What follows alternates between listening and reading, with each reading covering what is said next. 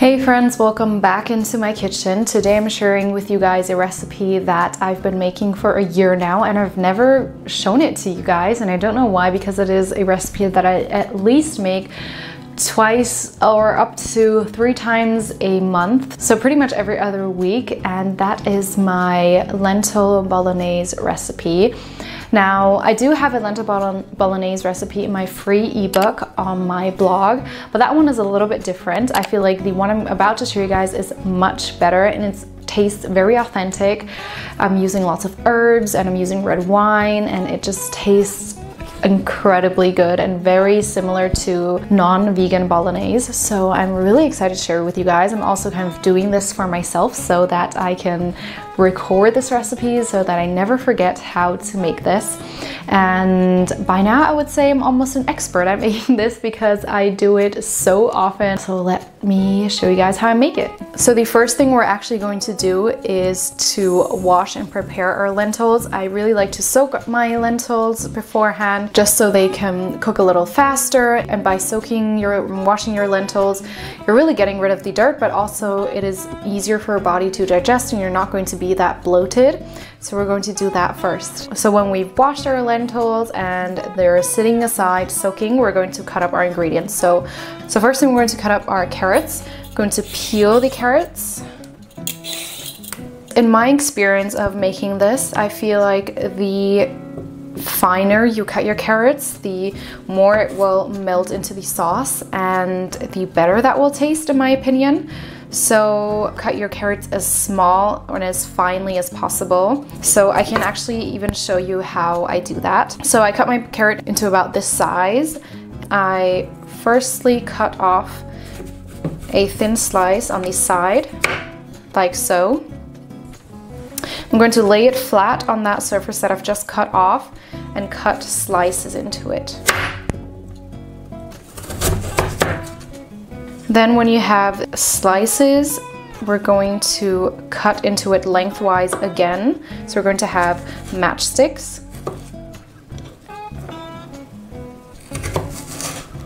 And then when you have these matchsticks, you can make them even smaller than I did right now. So you're just going to cut into it again and you're going to have small cubes. I love how evenly these cubes come out. So now that we've cut up the carrots, something else you will need is long celery sticks. You will need to cut that into tiny pieces about as small as the carrots. The thing is, I already have cut up celery in my freezer. I buy celery once, cut it up into tiny pieces since I pretty much only use it for this bolognese, and I freeze it, and when I make the bolognese I just get that out. So I don't need to cut that, but you will need to do that now if you are making this recipe along. Then if you've cut up the celery, we're going to move on to the onion and the garlic. So with the onion and the garlic, the same as the rest, just cut it as small as possible. We really want this sauce to melt into each other. My onion is already sprouting, so I've got to use this quickly. So I'm going to cut into the onion lengthwise like so. And then cut into it this way. And then once again, a further top. And then we just want to kind of cut into it. And then after we've cut up the onion, we're going to mince the garlic.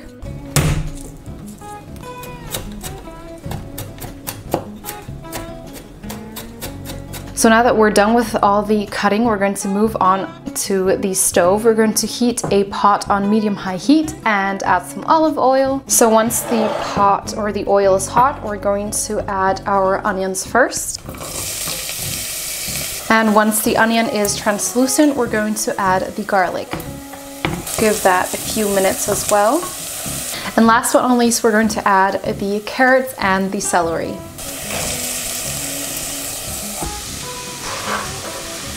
We want everything to kind of get nice and fragrant. Now we're going to add our spices, and we're going to add 4 different types of spices: rosemary, thyme, sage, and oregano. Personally, I think that the spices and the red wine is what makes this dish so incredibly fragrant and delicious. We're going to add these spices and let that kind of become fragrant for a minute or two. The herbs are really what is going to give this dish so much incredible flavor. If you were here, you would smell how delicious this smells. So after a minute or so, we're going to deglaze with our red wine. We really don't want our herbs to burn or to turn bitter.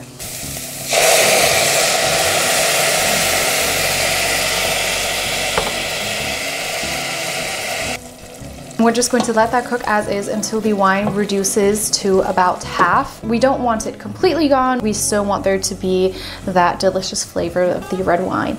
Now, if you're asking what type of red wine to use, I used a Merlot. Personally, to be honest, I don't understand anything about wines. What I made sure to look for is that it is a dry red wine. Also, it doesn't need to be a very expensive wine. I'm using just a simple vegan organic wine. You can really use any. It just smells so incredibly good in here. Every time I make this dish, it just smells so good. Now that the wine has reduced to half, we're going to add 1 can of diced tomatoes. And also what I'm going to do is I'm just going to fill up my tomato can with water and add that to the pot as well. This way I also just rinsed out the can without wasting any water. And to that, we're going to now add our soaked lentils. So drain the water from the lentils and then add that to the pot.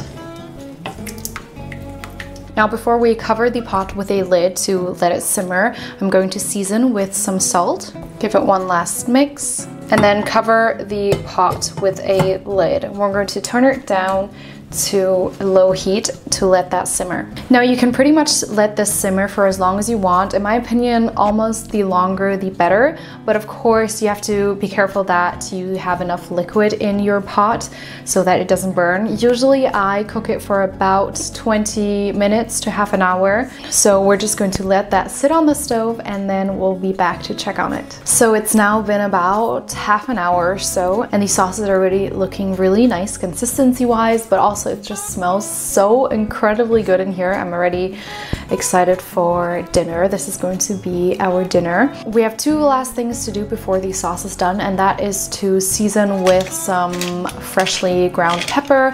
And then we're also going to add a little bit of plant-based milk. That's going to give this whole sauce a delicious creaminess, and it's just going to pull everything together, melt everything together. Now our sauce is done and I'm already so excited to have this. What we're going to do now is to cook our spaghetti and then top it off with the sauce, and dinner is ready.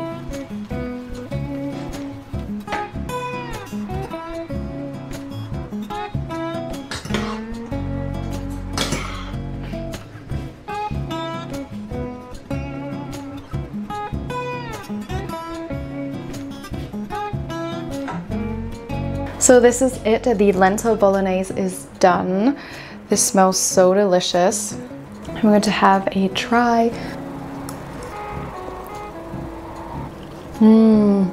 This is so delicious. I feel like this tastes pretty similar to non-vegan bolognese, but you have to give this a go yourself to see if I'm right. But I think especially the herbs and the red wine just give this so much delicious flavor. So I really encourage you guys to try out this recipe. I'll leave the link for the recipe down below. It will be on my blog. And if you like this video, then be sure to give it a thumbs up and subscribe if you want to see more. I have a bunch of other delicious recipes on my channel that are easy and quick to make. So thank you so much for cooking along with me today, and I'll see you guys in my next video. Bye. Like a week ago, we found a bunch of books in the garbage container here in our building, and they were in such good condition that we kind of picked a few out and sold a few online.